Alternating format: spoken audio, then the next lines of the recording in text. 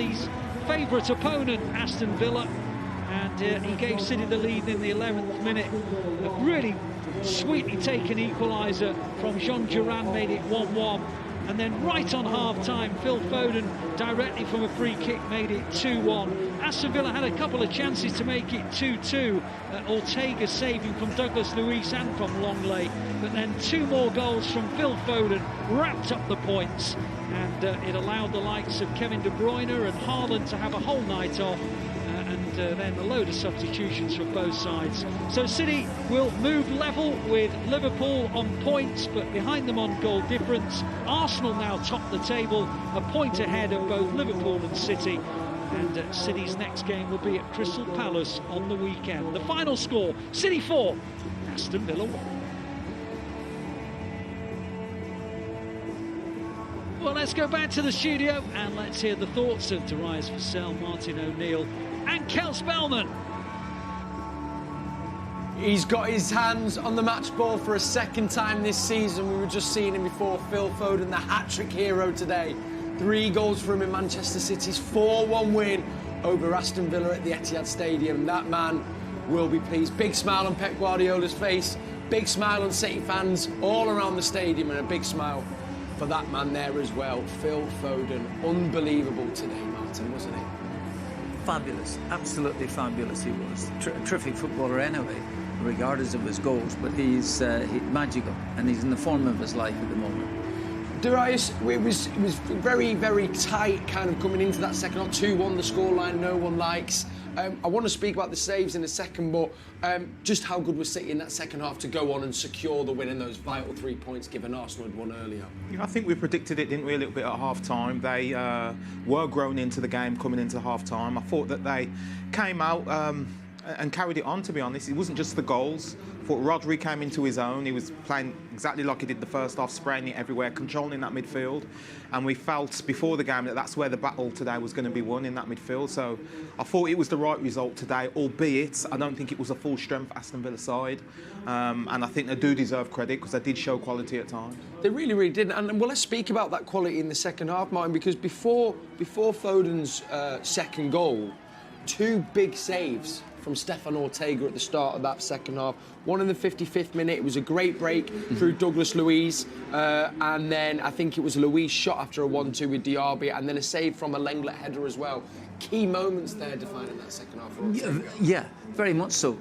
Despite the fact that you know they were on the defensive for periods of the game, they weren't out of it until Manchester City scored the 3rd goal. You've mentioned 2 big moments there. Had those have gone the other way, then there's a battle on. And by the end of the game, Manchester City were playing with so much confidence. You felt as if that must have been there from the start, but you had to earn that. Yes. And this is the whole thing about it. And Aston Villa are sitting there 4th in the league for a reason. You know, they can open you up. They have got the pace and the ability to do so. And in the first half, they showed that there, you know, came back into the game. So eventually Foden's finishing was just absolutely superb. Manchester City, as I mentioned to you umpteen times, they are capable of scoring goals. You know, just when you think, you know, have they lost their lustre? Well, absolutely not. They're there again. They've been there. They've been the best side in the country for a number of years now, and they're banging it again. They are indeed. I wanted to quickly pick up, and we're going to go to FG and Kit Simons in a second. The first Foden goal of the second half. So we had the free kick at the end of the first. As you said, Martin, Aston Villa very disappointed. It did seem kind of the wall didn't quite do its job. But in the 62nd minute, it was a beautifully built-up goal, and what a finish from Foden, but the pass from Rodri as well for me. Definitely. I've been impressed with City all evening with their intricate passing, certainly down the centre of the pitch, the most difficult place to do it. But that finish for Foden, for me, was his best finish. It was composed, it was side foot, it was in the corner, and it come off the post and went in, and you can't be any more accurate than that when you're finishing it.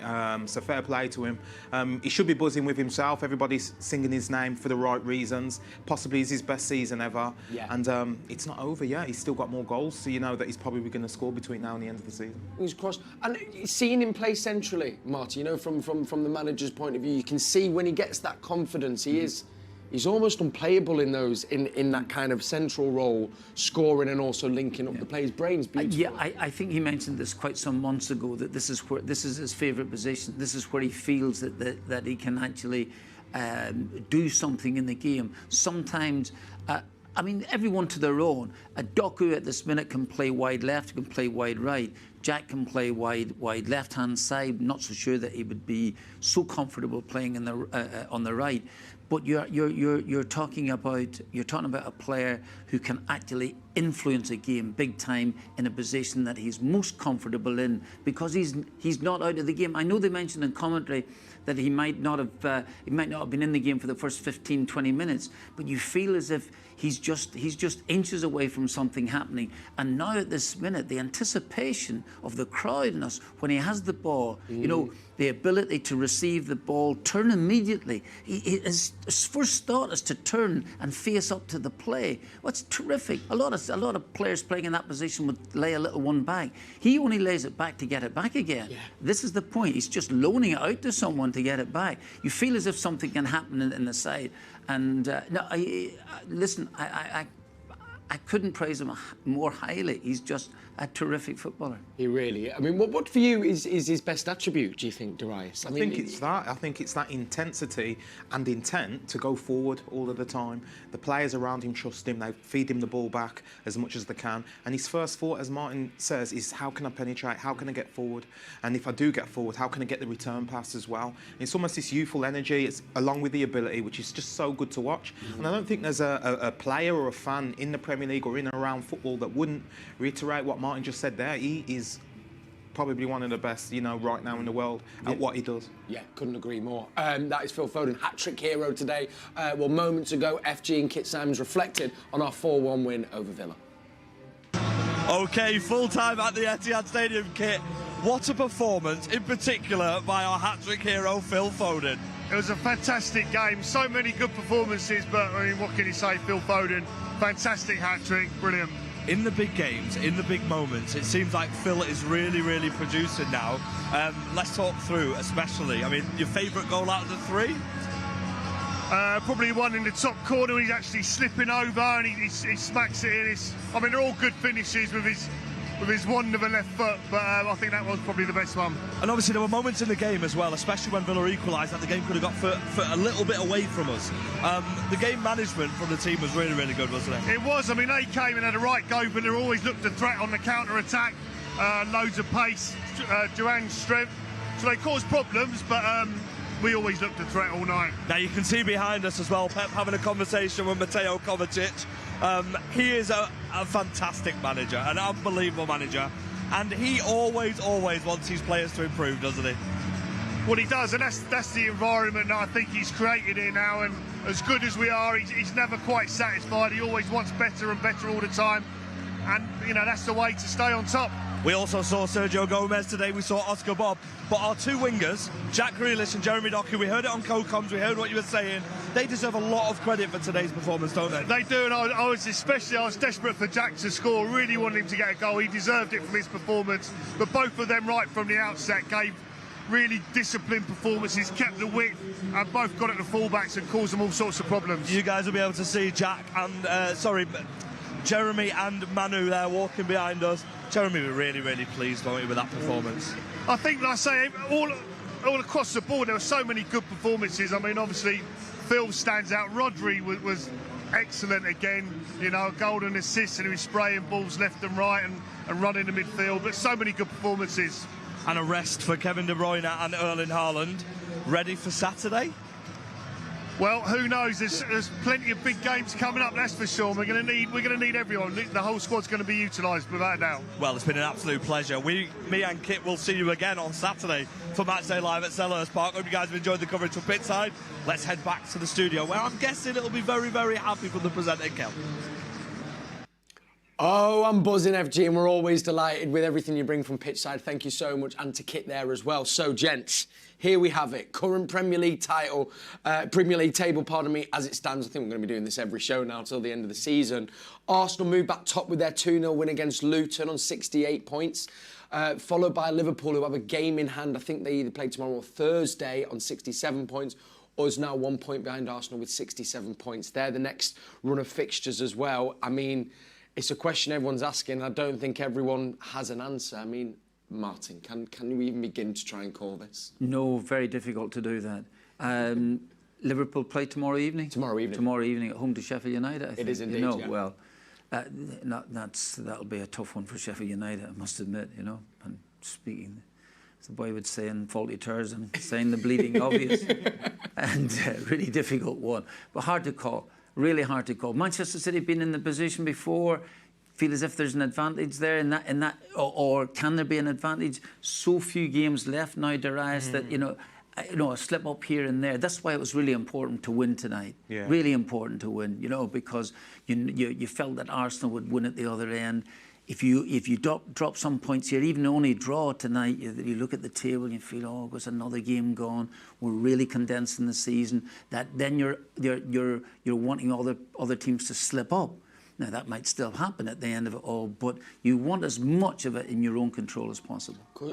Darius, for the players as well, obviously, and they really talks about being really disappointed, obviously not getting the win against Arsenal, but this is an obvious question. City are always about that game to game. I guess that's all any of them can do in any of them three teams there, isn't it? I mean, how can you see it maybe panning out? I'm just thinking when it gets to there's 3 games left or 2 games left, how much is that pressure ramped up then on results, and does that affect teams in the way that they perform?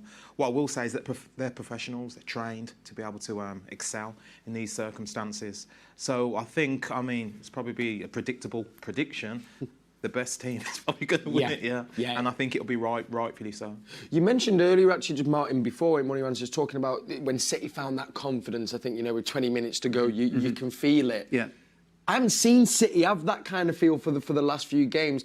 That's going to be key, isn't it, for them? If they want to try and put that run of games together, which we know they can do, having that air of confidence and being able to know you're going to beat your opponent is massive, isn't it? Yeah. Are you saying that you haven't seen that? You're not that. No, but I feel like I remember last season there was a point we felt like we almost were beating teams before we'd even started. Yes. I mean, and that's the first time I've just seen them last 20 minutes where it just felt we were dominating again. Yes. Just only in the last few weeks. Yes, yeah. I suppose when you've got yourself 4-1 in front, anybody can play at that stage. Yes. Anybody can. You can come on. Hence, I'm making quite a number of substitutions in the course of the game and allowing people on the field of play who have not done that much during the course of the season.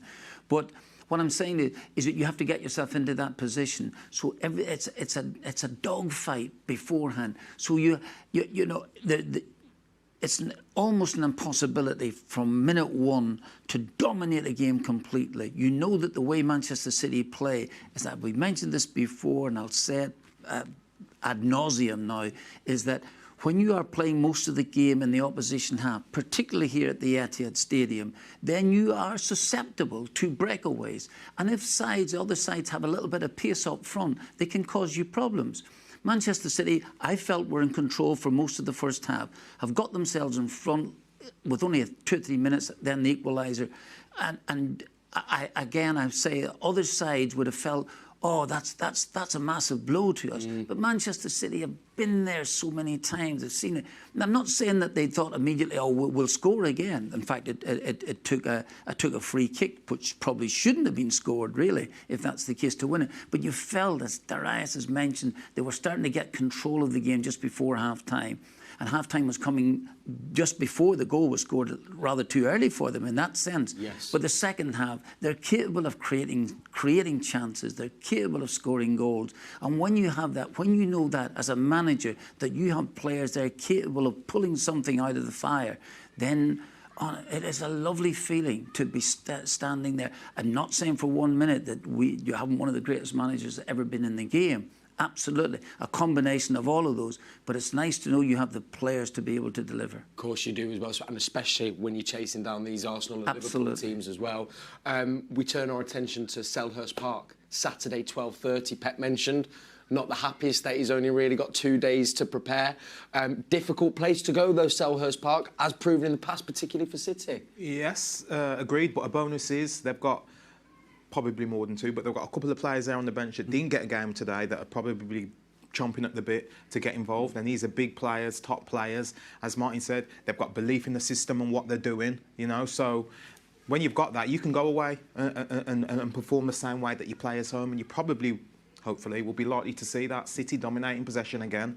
You know, probing, good combinations, and plenty of attempts on goal. They just need to be clinical when those moments arrive. And one man who we know can be clinical is Erling Haaland. Got a full rest there, so you'd be thinking, I think Hemp mentioned in his pre-match interview, the reason that they didn't start is, he says, because we've got a game in 2.5 days' time, so thinking De Bruyne and Haaland to come in are going to be very key against Palace. Yeah, well, I said at the beginning, I was a wee bit surprised that they didn't start the game here, because you just take the first game, but you realise that they do have this game coming up, then they have a Champions League match coming up a few days later, isn't that right? That's right, yeah, Madrid. So, yeah, absolutely. So, taking those things into consideration, do you think he might have been right about the call then? You know, they just won 4-1. Do you think? Yeah, you think he might have just got it right on this? Yeah. Got it right. Yeah, just on this occasion.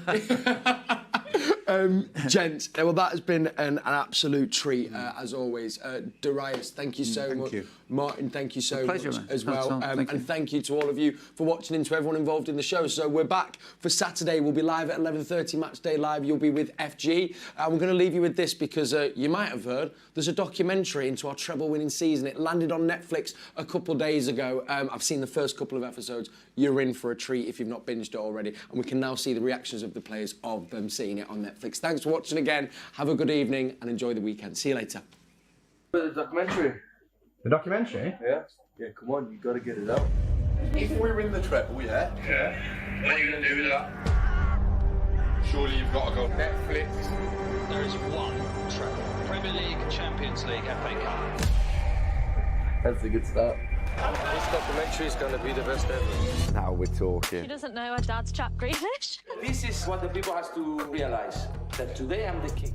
You're right, Gunda. You need to wrestle. Just another day at the office. Absolutely brilliant from City. We fought the last 5 Premier League. Are we going to do it again? I mean, are they unstoppable this season? It's tough, the Premier League. It's unforgiving. You have to work and fight. It's so easy to look far ahead. And that's the one thing that can get you killed. By the way, it's been really good so far. Are City title contenders once again? The questions were starting to be raised. Manchester City's lead has been obliterated. We want to win this Premier League. We have to play like this. You think it's normal? Today we are done for the guys who travel to follow us to perform in this way? Wow.